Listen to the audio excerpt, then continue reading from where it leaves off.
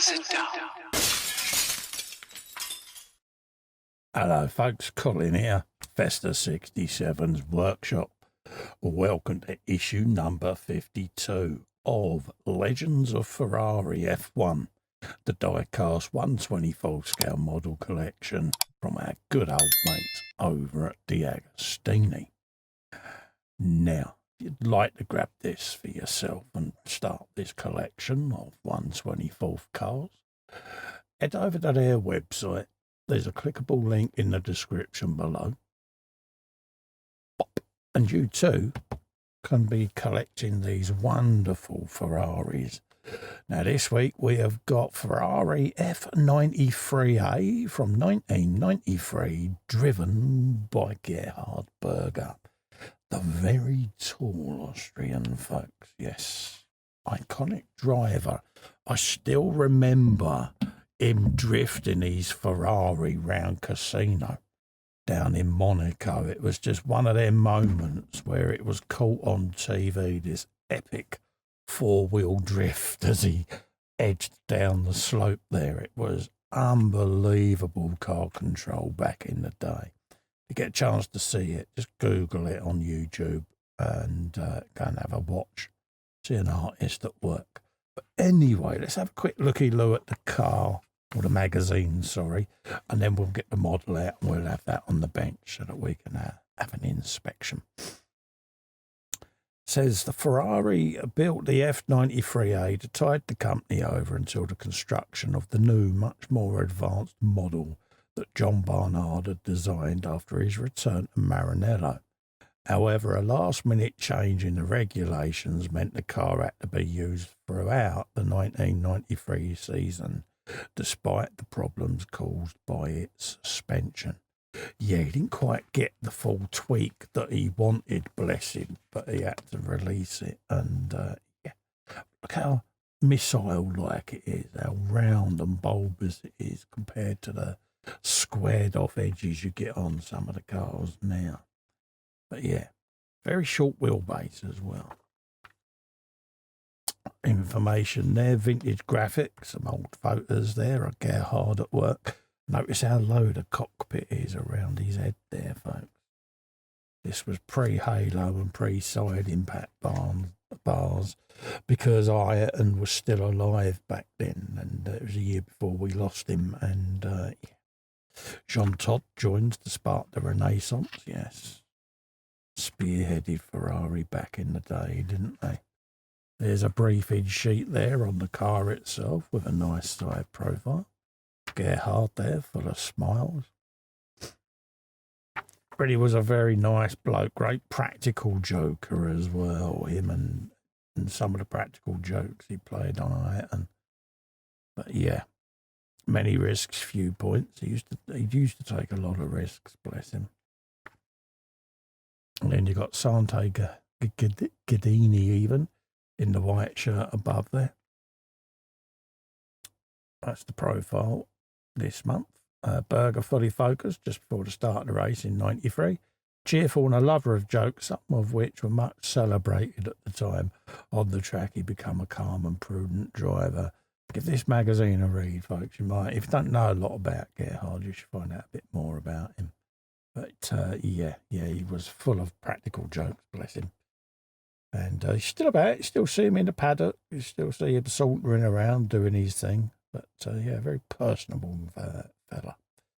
That's the magazine done. So we'll bung that to one side and we'll bring the model in and we'll have a looky look at what we got this week, folks. And there's the model, folks. Comes in its own display case as usual.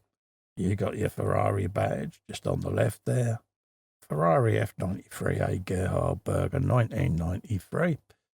As you say, it comes in a nice display case. I keep the plastic slip covers on whilst I'm filming, just so that I don't scratch the acrylic. So we'll pull this off the bench, we'll get this out of the case, and then we'll bring it back on and we'll have a looky look around the model for you. And there she is, folks. There's your usual distinctive top-down view. Nice little flower vase shape going on there. It's gone from the squared off designs that some of them were going through. Just got nice little curves now, starting on the front there, working our way along the sides, and then scalloping down towards the rear there, fully covered engine cover. You can see the seat belts there, the harness and everything down in the cab. A little camera on the side there so you can see where you're going.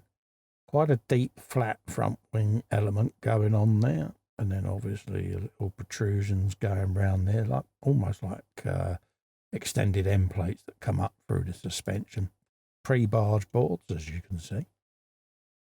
And from the side there, you've got a nice profile shot there of the sloping nose that goes towards the front point there. And then obviously your wings scraping along the ground there, very close, very, very limited ground clearance there.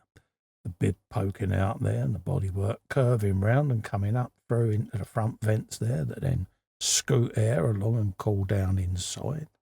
Very flat floor surface by the look of that, as you can see.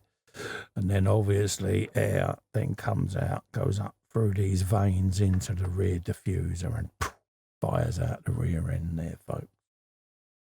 Shall we go for the driver's eye view shot there, as you can see down through the nose there? Again, from the rear there, you can see that diffuser tongue poking out there, up there, and it's coming right up almost to the bottom rear of the bottom element of the rear wing there. Big small box section there that everything flies out of. Exhaust fumes and all of that gummings going on under there. Got your rear brake ducts poking out the front there. Same with the front's just there. Quite a wide wishbone coming out through the sides there of the car. But again, pre-halo, when you look at how exposed the driver was, I mean, his head would sit somewhat around here, just below where the intake is there. But you can see how exposed that is. And when you see modern F1 halos, not everyone's a fan of the halo, but it saved lives already. So there you go.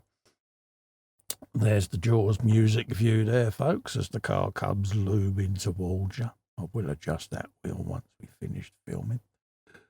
You've got your side intakes there. Very tight little tiny wing mirrors there so that they can allegedly see behind them. Very neat and tidy sponsorship layout there. Everything looking nice on a level. I do like that. Always looks nice when they're laid out rather than just slapped randomly around.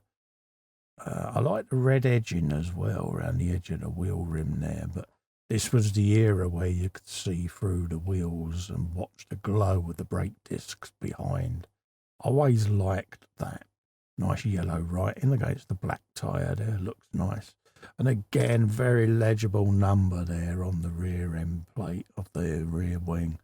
Nice to see a big number like that because it just helps you spot the driver, doesn't it, you know? All right, I know they have different coloured helmets and that, but yeah, those of us with old man vision, we do like a big number. Very prominently displayed there on the nose cone as well. Let's have a quick look in the cab there. Beginning of the PlayStation steering wheel. Couple of buttons on there, not many, but a couple. Flappy paddle is now part of it. Gone is the manual gear lever inside there. And there's some information on the dash behind. Now all the dash is on the steering wheel. It's pretty much everything's on the steering wheel now.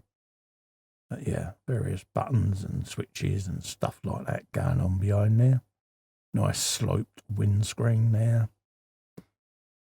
And again, this is all the camera equipment that started appearing on cars so that they could get on board film for the television channels. And it does make a difference, I must admit. And then looking at the front wing there, you can see you've got the big old lug holes going on there on the sides. Little strengthening beam going across the bottom there, just to stop it flapping around. And then you've got little winglets poking out the bib there, little tiny ears poking out. But all in all, a very, very smooth floor surface under there. Lets air come along and the car just gets sucked down like so. But there you go, folks. That is a Gerhard Berger's Ferrari. Looking rather splendid. Nice white stripe round the side there. So that's the F93A from the year 1993, driven by Gerhard Berger.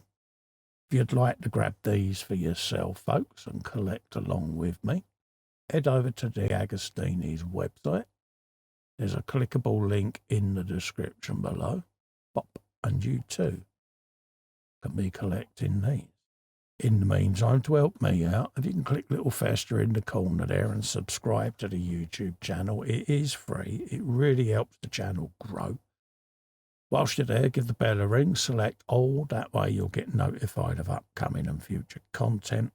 Thank you so much for coming in and keeping me company. Stay safe and well.